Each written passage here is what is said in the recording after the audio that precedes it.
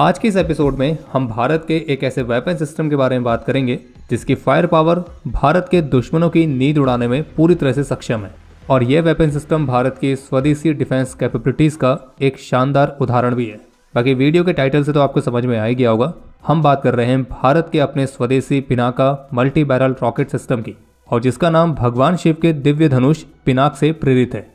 तो चलिए जानते हैं भारत के स्वदेशी हथियार से जुड़ी कुछ खास बातें। So without wasting any time, let's begin.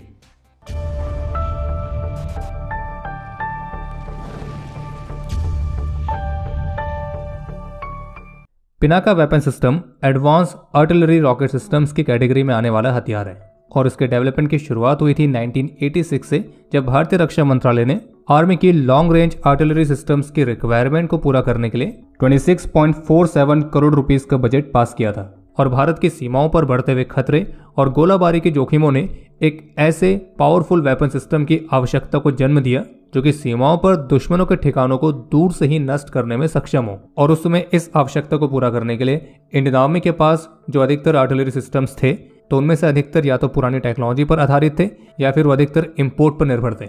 और इन्हीं सब अलग अलग कारण के चलते एक स्वदेशी, शक्तिशाली और तेजी से तैनात किए जा सकने वाले एक रॉकेट सिस्टम की जरूरत महसूस हुई। और फिर इस आवश्यकता को पूरा करने के लिए डीआरडीओ लैब ARD यानी कि armament research and development establishment ने इस Pinaka multi barrel rocket launcher system पर काम शुरू किया। और आप कह सकते हैं कि पिनाक सिस्टम के विकास की जो कहानी है वो 1980 के दशक के अंत और 1990 के दशक की शुरुआत में हुई थी। और शुरुआत में पहले इस सिस्टम को केवल आर्टिलरी के सपोर्ट के लिए ही तैनात किया जाने वाला था, लेकिन फिर इंडियन आर्मी के रिक्वायरमेंट्स को देखते हुए इसमें अपग्रेड लाए गए। और फिर इस वेपन सिस्टम का जो पहला सफल परीक्षण था वो 1995 में हुआ। और 1995 के बाद से फिर ये पिनाका रॉकेट्स कई अलग अलग टफ टेस्ट से भी गुजरा।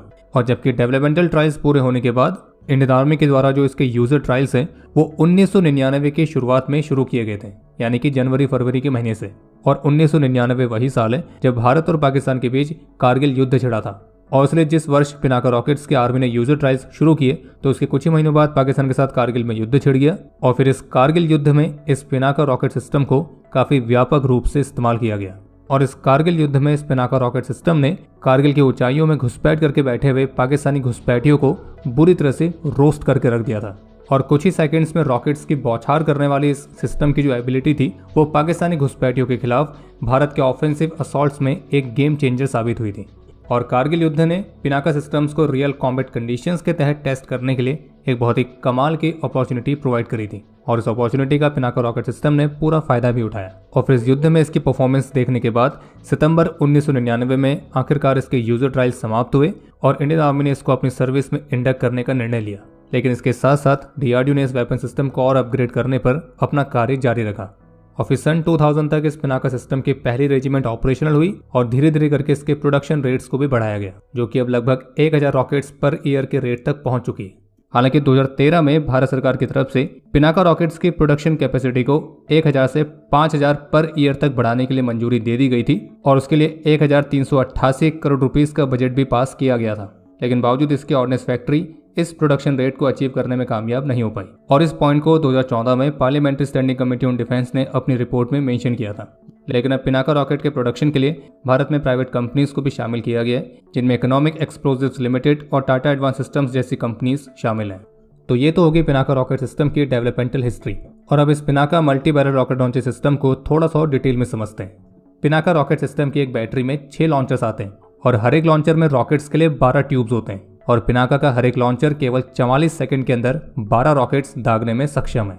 और इस हिसाब से पिनाका की एक बैटरी के अंदर हो गए टोटल 72 रॉकेट्स। और अब आप इसकी जबरदस्त फायर पावर को इस तरह से समझिए कि पिनाका रॉकेट सिस्टम्स की केवल एक बैटरी केवल 44 सेकंड्स के अंदर 1000 बाय 1000 मीटर्स के एक एरिया को पूरी तरह से डिस्ट्रॉय कर सकती है। और इसका जो लॉन्चर है वो एक हाई मोबिलिटी ट्रक के ऊपर माउंट रहता है, जिससे इसको मिलती है शूट एंड स्कूट कैपेबिलिटी, यानी कि ऐसी कैपेबिलिटी जिसमें आप एक पोजीशन से फायर करके अपनी उस पोजीशन को तुरंत चेंज कर सकते हैं ताकि दुश्मन जवाबी कार्रवाई में आपको आसानी से टारगेट ना कर पाए। और इस तरह की जो कैपेबिलिटी है आज के समय में ड्रोन वॉरफेयर में सर्वाइव करने में काफी काम आती है। और आपको ये भी स्पष्ट कर दें कि पिनाका का हर एक लॉन्चर इंडिपेंडेंटली काम करता है, क्योंकि उसको कंट्रोल करने के लिए उसका अपना खुद का कंप्यूटर सिस्टम होता है। और आप इस लॉन्चर से चाहे तो एक बार में सभी रॉकेट्स को दाग दें या फिर चाहे तो कंट्रोल सिस्टम की मदद से थोड़ा थोड़ा करके अलग अलग डायरेक्शंस में भी रॉकेट को दाग सकते हैं। और पिनाका का हर एक launcher autonomous mode, stand alone mode, remote mode और मैनुअल मोड में काम कर सकता है। इसके अलावा पिनाका रॉकेट्स की जो रेंज है, यानी कि इनकी मारक क्षमता कि ये कितनी दूरी तक टारगेट को डिस्ट्रॉय कर सकते हैं, तो शुरुआत में इसकी रेंज थी केवल 37.5 किलोमीटर्स और उस समय केवल 122 कैलिबर के रॉकेट से इस्तेमाल होते थे। लेकिन अब इसकी रेंज भी बढ़ चुकी है और इनके रॉकेट्स का कैलिबर भी। और अब पिनाका रॉकेट्स के 122 कैलिबर से लेकर 214 कैलिबर के रॉकेट्स आते हैं। और अगर बात करें इसके रेंज की, तो उसके लिए आपको पिनाका रॉकेट्स के अलग अलग वेरिएंट्स को समझना होगा। तो पिनाका रॉकेट्स के अलग अलग वेरिएंट्स हैं, जैसे कि पिनाका मार्क 1 जिसकी रेंज है 37.5 किलोमीटर्स, पिनाका मार्क 1 इनहैंस्ड जिसकी रेंज है 45 किलोमीटर्स और ये पिनाका मार्क 1 का ही एक्सटेंडेड रेंज वाला वेरिएंट है। इसके बाद है पिनाका मार्क 2 जिसकी रेंज है 75 किलोमीटर्स और इसकी खास बात यह है कि ये गाइडेंस सिस्टम के साथ भी आता है और मार्क 1 की तुलना में और भी ज़्यादा एक्यूरेट है। इसके बाद है पिनाका मार्क 2 ER का मतलब है एक्सटेंडेड रेंज और इसकी मारक क्षमता है 90 किलोमीटर्स। लेकिन फिलहाल अभी ये वाला जो वेरिएंट है तो इसके भी फाइनल टेस्ट चल रहे हैं। बाकी पिनाका मार्क 3 जिसकी रेंज होगी 120 किलोमीटर्स और पिनाका मार्क 3 ER जिसकी रेंज होगी 200 से 300 किलोमीटर्स। तो ये दोनों वेरिएंट्स फिलहाल अभी अंडर डेवलपमेंट हैं। और जितने वेरिएंट्स अभी हमने आपको बताए तो इनमें 214 कैलिबर का रॉकेट इस्तेमाल होता है। और इन सब के अलावा पिनाका का एक और वेरिएंट है ERR-122। ERR का मतलब है इनहेंस्ड रेंज रॉकेट। इसकी रेंज भी 40 किलोमीटर्स है, लेकिन इसमें 122 कैलिबर का रॉकेट इस्तेमाल होता है। जो पिनाका रॉकेट्स हैं वो अलग अलग टाइप के वॉरहेड्स को कैरी कर सकते हैं, जैसे कि pre fragmented high explosive, anti tank bomblets, anti personal mines और इंसेंडियरी वॉरहेड्स भी। अभी वर्तमान समय में इंडियन आर्मी की आर्टिलरी कोर में पिनाका रॉकेट सिस्टम्स की 4 रेजिमेंट्स हैं, जबकि पिनाका की 6 और रेजिमेंट्स को बनाने के लिए भारत सरकार की तरफ से अप्रूवल मिल चुका है। और योजना के अनुसार अगले 6 वर्षों में आर्मी के सर्विस में जो पिनाका रेजिमेंट्स की संख्या है वो लगभग 22 तक बढ़ेगी। इसके अलावा पिनाका रॉकेट्स के लिए स्पेशल एरिया डिनाइल म्यूनिशंस भी विकसित किए गए, जिसके अभी तक कई अलग अलग टेस्ट कंडक्ट किए जा चुके हैं। और ये जो एरिया डिनाइल म्यूनिशन है इसका काम होगा एक बहुत बड़े एरिया पर लैंड माइंस को बिखेरना, ताकि दुश्मन के फोर्सेस को आगे बढ़ने से रोका जा सके।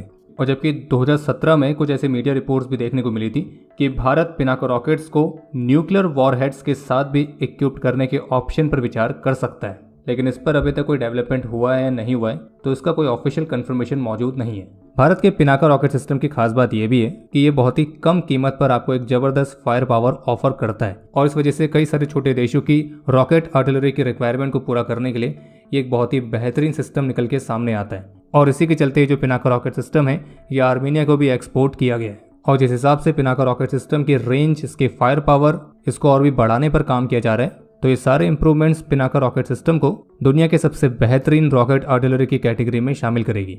तो ऐसे कई सारे फैक्टर्स हैं जहाँ पे पिनाका रॉकेट सिस्टम इस हिमार्स जैसे सिस्टम को भी टक्कर दे सकता है। और वहीं अगर कंपेयर करेंगे पिनाका रॉकेट सिस्टम्स को पाकिस्तान और चीन द्वारा इस्तेमाल किए जाने वाले इसी तरह के रॉकेट सिस्टम से, तो पाकिस्तान ने Pinaka multi barrel rocket launcher system के काउंटर में चाइना की मदद से फतेह-1 नाम के guided multiple launch rocket system को विकसित किया है, जिसका 2021 में सफलतापूर्वक टेस्ट कंडक्ट किया गया था। और पाकिस्तान क्लेम करता है कि उनका फतेह-1 रॉकेट सिस्टम 140 किलोमीटर की रेंज तक टारगेट्स को प्रिसाइसली हिट करने में सक्षम है। और एक्चुअल में जो फतेह-1 है उसे चाइना के A100 रॉकेट सिस्टम के आधार पर बनाया गया है, या यूं कहें ये A100 का ही एक एडवांस वेरिएंट है। लेकिन आपको ये बताना चाहेंगे कि चीन का जो A100 सिस्टम है तो वो खुद रशिया के BM-30 स्मर्ट सिस्टम पर आधारित है, इसे चीन खुद इस्तेमाल नहीं करता है। बाकी 2021 में फतेह-1 की टेस्टिंग से पहले पाकिस्तानी आर्मी मुख्य रूप से मल्टीपल लॉन्च रॉकेट सिस्टम के तौर पर चाइनीज A100 सिस्टम को ही इस्तेमाल करती थी, जिसकी रेंज 100 किलोमीटर है और उसे पाकिस्तान में लाइसेंस के तहत लोकली प्रोड्यूस किया गया है, और जो कि अभी भी अच्छी खासी संख्या में पाकिस्तानी आर्मी की सर्विस में मौजूद है। और फतेह-1 को 2021 में टेस्ट करने के बाद फिर पाकिस्तान ने पिछले साल यानी कि 2023 में Fateh two guided multiple launch rocket system का भी सफलतापूर्वक टेस्ट किया है। और इस फतेह-2 को लेकर पाकिस्तान ने क्लेम किया है कि उनके इस रॉकेट सिस्टम की रेंज 400 किलोमीटर तक है और ये बेहद ही प्रिसाइज है। और कहने को तो पाकिस्तान क्लेम करता है कि फतेह-1 और फतेह-2 उनके अपने स्वदेशी सिस्टम्स हैं, लेकिन ये एक्चुअल में चीन के A100 और A300 रॉकेट सिस्टम के ही पाकिस्तानी वर्जन है। बाकी फिलहाल अभी फतेह-2 की तो टेस्टिंग चल रही है और फतेह-1 जिसे 2021 में टेस्ट किया गया था तो उसको भी अभी तक पाकिस्तान की आर्मी में इंडक्ट किया गया है नहीं किया गया, तो उसका ऐसा कोई डेटा उपलब्ध नहीं है। बाकी पाकिस्तानी आर्मी के पास जो सबसे अधिक संख्या में रॉकेट आर्टिलरी है तो वो है चीन का A100 सिस्टम, जिसमें 300 mm का रॉकेट इस्तेमाल होता है। लेकिन जैसे कि हमने आपको बताया कि A100 के एक्यूरेसी, रिलायबिलिटी इन सभी के साथ इश्यूज हैं, लेकिन पाकिस्तान के इन A100 के काउंटर में भारत के पास पिनाका के अलावा ओरिजिनल स्मर्च 9K58 MBRL है। और इसके अलावा भारत BM-21 का भी इस्तेमाल करता है, लेकिन BM-21 को अब पिनाका रॉकेट सिस्टम से रिप्लेस करने की प्रोसेस चल रही है। और वहीं अगर बात करें चीन की, तो चीन के पास है पिनाका के जैसा PHL-03। ये भी एक ट्रक माउंटेड रॉकेट आर्टिलरी है और इसका हर एक लॉन्चर 300 mm के 12 रॉकेट्स को कैरी करता है। इसकी मारक क्षमता 70 से 130 किलोमीटर तक है। बाकी चीन के पास वाईशी फैमिली के भी कई सारे मल्टीपल रॉकेट लॉन्चर सिस्टम्स हैं। बाकी भारत के साइंटिस्ट और इंजीनियर्स पिनाका रॉकेट सिस्टम को अपनी कैटेगरी में दुनिया का सबसे बेस्ट रॉकेट लॉन्चर सिस्टम बनाने में काम कर रहे हैं। बाकी पिनाका रॉकेट्स को लेकर आप कह सकते हैं कि ये एक ऐसा हथियार है जो कि बहुत कॉस्ट इफेक्टिव तरीके से एक बेहद ही प्रिसाइज और लीथल फायर पावर देता है, जो कि युद्ध में दुश्मन की मूवमेंट्स को सप्रेस करने से लेकर उनके लॉजिस्टिक्स, उनके सप्लाई डिपोज, उनके कमांड सेंटर्स, उनके जरूरी इंफ्रास्ट्रक्चर्स, इन सभी को पूरी तरह से तबाह करने में सक्षम है। और बाकी आर्टिलरीज को गॉड ऑफ वॉर यूं ही नहीं कहते हैं। बाकी इसी नोट के साथ हम इस वीडियो को समाप्त करते हैं। उम्मीद है आपको एपिसोड पसंद आया होगा। पसंद आए तो वीडियो को लाइक जरूर करें। कोई भी सुझाव या सवाल हो तो उसके लिए कमेंट सेक्शन ओपन है। और अगर आपने अभी तक चैनल को सब्सक्राइब नहीं किया है तो सब्सक्राइब जरूर करें। हम जल्द मिलेंगे नए एपिसोड के साथ। तब तक के लिए जय हिंद, जय भारत।